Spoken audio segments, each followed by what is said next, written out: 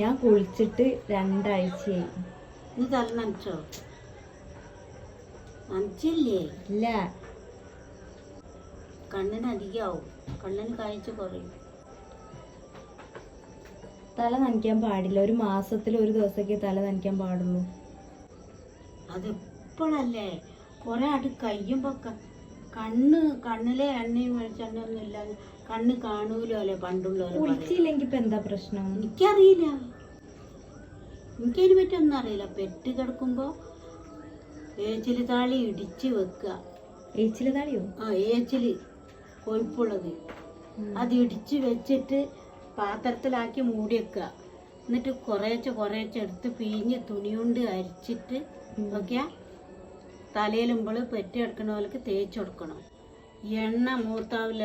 അല്ല, അതിനിപ്പൊക്ക് സമയായില്ല. അപ്പൊ തേക്ക. അല്ല, ഇപ്പൊ ഞാൻ കുളിക്കൂല. അല്ല, ഇപ്പൊ കുളിക്കാനല്ല പറഞ്ഞേ. അങ്ങനെയാണ് പണ്ടത്തെ നിയമം എന്ന് പറയാ.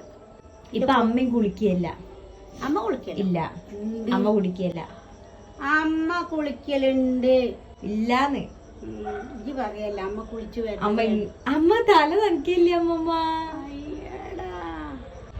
അമ്മ ഇപ്പൊ ഞങ്ങളെ മാതിരി തന്നെ കുളിക്കലില്ല. എന്നാ വേണ്ട, നിങ്ങളും കുളിക്കണ്ട. ഞാൻ കണ്ടിട്ടുമില്ല കേട്ടിട്ടുമില്ല. നിങ്ങളും കുളിക്കണ്ട. ഞാൻ ചാകണ അറിയോ കുളിച്ചു. ചത്തിട്ട് എന്ത് വേണമെന്നറിയോ? നല്ലോണം കുളിപ്പിച്ചിട്ട് പൗഡറൊക്കെ ഇട്ടിട്ട് ചന്ദനം തൊട്ട് തറിയുണ്ട് കേട്ടോ.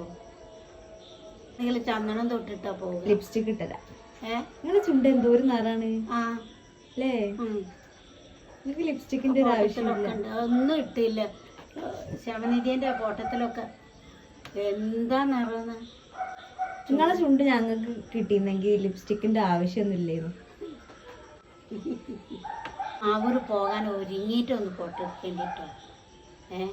ആ സാധനം അത് കാണാന് തന്നെ അറിയാൻ എല്ലാരും കാണിക്കണം.